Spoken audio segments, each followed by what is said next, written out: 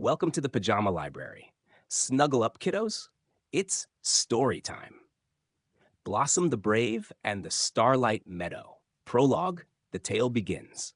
Long, long ago, when the moon was younger and the stars shone brighter, there was a secret hidden deep in the heart of Whispering Woods, a place called the Starlight Meadow. It was said that on the clearest nights, the stars would tumble from the sky to dance among the flowers, turning petals into shimmering silver and granting wishes to those pure of heart.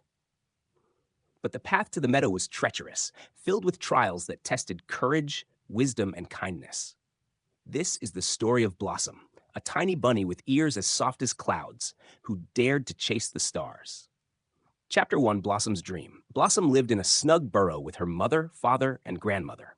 Every night, her grandmother told stories by firefly light, but Blossom's favorite was always the one about the Starlight Meadow. "Grandmother," Blossom asked one evening, "has anyone ever found it?" Her grandmother smiled. "Only those who listen to their hearts, little one. The meadow rewards bravery, kindness, and a dash of cleverness." That night, Blossom gazed at the stars through her burrow's window. "I'll find it," she vowed. "I'll bring the stars back for everyone." Chapter 2, The Journey Begins. At dawn, Blossom packed a tiny satchel with clover cookies and a map drawn on birch bark. Her mother fastened a golden lantern around her neck.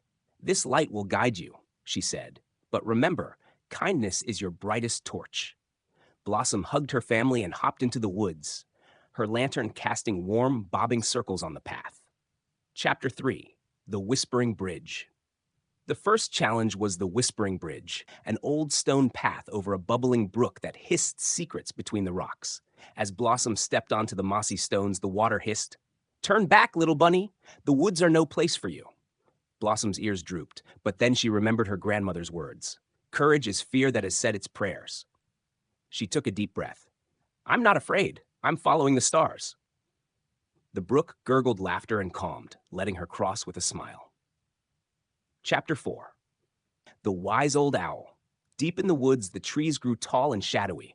Just as Blossom's lantern flickered, a voice boomed, "Who goes there?" High above, perched on a crooked branch, sat Oliver, a snowy owl with round spectacles. "You're far from home," he said. Blossom explained her quest. Oliver's eyes softened. "The North Star will guide you, but beware the thicket of thorns. It swallows the careless. Take this feather. When you feel lost, ask, 'What would the wise old owl do?'" Blossom tucked the feather into her satchel and hopped on. Chapter 5, The Soggy Squirrel. Following a trail of glowing mushrooms, Blossom heard a squeaky wail. A little squirrel named Pip was stranded on a rock in a rushing stream, his acorns floating away. "Help! I can't swim," he cried. Blossom hesitated. The current looked strong, but her lantern glowed brighter.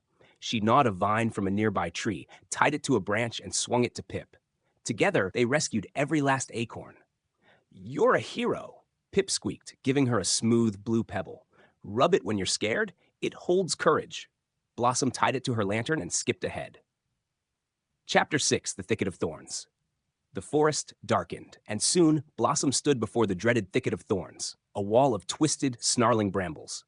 She tried squeezing through, but the thorns scratched her fur. Her lantern dimmed. Doubt crept in. Maybe she should turn back. But then she felt Oliver's feather. "What would the wise old owl do?" she whispered. "He'd look for another way." Blossom rubbed Pip's pebble, and its light revealed a tiny tunnel below the thorns. She nibbled and clawed, inch by inch, until finally she tumbled through, scratched but smiling. Chapter 7, The Moonlit Pond. Weary and sore, Blossom reached a still, moonlit pond. She leaned in for a drink, and suddenly a silver fish surfaced. "Brave traveler," it said, "you've come far. Will you trade your lantern for safe passage?" Blossom clutched her lantern.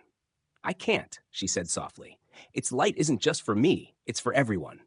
The fish smiled. "Wisely chosen. Keep your light. True gifts come from the heart." The pond shimmered and parted, revealing a secret path. Chapter 8, The Starry Deer.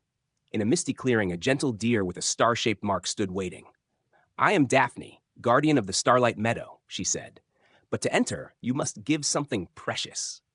Blossom looked down. She had no treasures, only her lantern, her pebble, and a single clover cookie. But then she saw Daphne's tired eyes. Without hesitation, Blossom removed her lantern and placed it gently around Daphne's neck. "You need it more than I do," she said with a smile. Daphne bowed her head. Kindness has lit your path. Follow the fireflies. Chapter 9. The Starlight Meadow.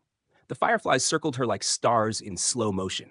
They led her to a hilltop where the sky melted into wildflowers. The Starlight Meadow. Stars twirled among the blooms, turning petals into glitter. They danced in slow spirals, brushing Blossom's ears and whiskers. She twirled and laughed, chasing them through the silver grass. Then she paused, held her paw to her heart, and whispered, "I wish everyone could see this magic."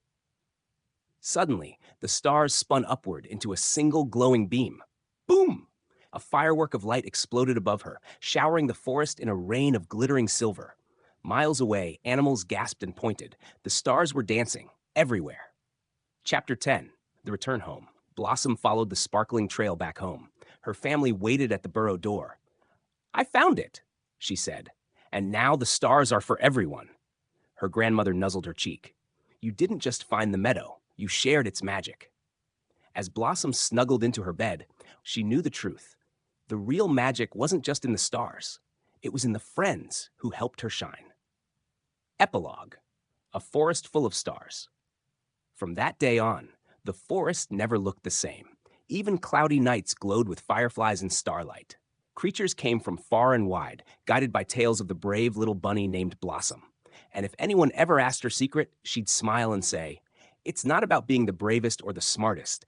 It's about listening to your heart and leaving a little light behind for someone else." The end. Sleep well, Pajama Pals. Hey kiddos, you are listening to the Pajama Library. Snuggle in, grab your favorite blanket, and get ready because another magical bedtime story is about to begin. Welcome to the Pajama Library. Snuggle up, kiddos. It's story time. Max and the Midnight Rescue Squad, a magical story of bravery, bedtime, and becoming someone amazing, even in your pajamas. Prologue, The Secret at 8:08. Most kids think the world goes quiet at bedtime. The lights go out, the dishes are done, the toothbrushes are brushed. But what if I told you? Every night at exactly 8:08 p.m., a secret world wakes up? That's when a group of pajama-wearing, blanket-caped, flashlight-wielding kids rise from their beds and become something incredible. They are the Midnight Rescue Squad, and their leader is an ordinary boy named Max. Well, not just Max. At night, he becomes Captain Comfy, the coziest superhero in the world. This is his story. Chapter 1, Max the Sleepy Kid. Max was 8.5 years old, and he hated going to bed. Not because he didn't like sleeping, but because he knew something exciting always happened after lights out. He could feel it. One night, just after 8:08 p.m., as he snuggled into bed with his superhero blanket, something amazing happened. His ceiling rippled like water. His nightlight glowed purple. His bedroom window filled with stars. Then, whoosh! His blanket wrapped tight around him like a cape. His pajamas shimmered, and a voice whispered, "Captain Comfy, it's time for your mission." Max blinked. Wait, what? He floated gently upward through the ceiling into the night sky and landed in a floating clubhouse made entirely of pillows and moonbeams. Chapter 2, The Pillow Base HQ. "Welcome back, Captain Comfy," shouted a girl in galaxy-printed PJs. She was Bubblebeam, and she had the power to make bubble shields that smelled like peppermint. Next to her stood Flashnap, who wore fuzzy slippers and could move faster than bedtime stories. And then there was Snorelord, who spoke only in snores, but they were so powerful they could knock down walls. Together, they were the Midnight Rescue Squad. Tonight's mission? "The dream orb has gone missing," Bubblebeam explained. "If it's not returned by midnight, nobody in the world will be able to dream." "No dreams?" Max gasped. "Not even flying pickle dreams?" "Not even those." Max tied his cape tighter. "Let's go." Chapter 3, The Tangletown Trap. Their first stop was Tangletown, a land made of tangled blankets, lost socks, and knotted shoelaces. The ground squished like pudding. Socks flew like bats. "Be careful," warned Flashnap. "The tangle beasts don't like visitors." As if summoned, a huge ball of fuzzy socks and bedsheets rolled toward them. "Leave now," it growled, "or be tangled forever." Max took a deep breath. "I know how to untangle you," he said calmly. He reached into his pajama pocket and pulled out a detangler comb. With each gentle stroke, the monster softened. The sheets fell away. It became just a tired lump of laundry. "Thank you," it whispered. "I just wanted a hug." Flashnap handed it a teddy bear, and they moved on. Chapter 4, The Yawn Mountains. The rescue squad soared over the Yawn Mountains, giant snoozy peaks that sighed and shifted like sleepy giants. "I think I hear snoring," Bubblebeam said. Snorlord nodded and replied, "Zzz." Suddenly, a giant sleep dragon stretched across the valley, blocking their path. Its breath smelled like old milk and bedtime stories. Max stepped forward. "I'm not here to fight," he said, "but we have to pass. The world needs dreams." The dragon blinked its glowing eyes. "Convince me," it rumbled. Max thought, then took off his cape and wrapped it around the dragon's back. "This is my coziest blanket. If you let us pass, it's yours." The dragon smiled, curled up, and mumbled, "Thanks, little hero." The path cleared. Chapter 5, The Nightmare Nook. At last, they reached Nightmare Nook, a twisted place with shadows that whispered and mirrors that lied. Here, the dream orb was hidden. Max led the way, his flashlight glowing bright.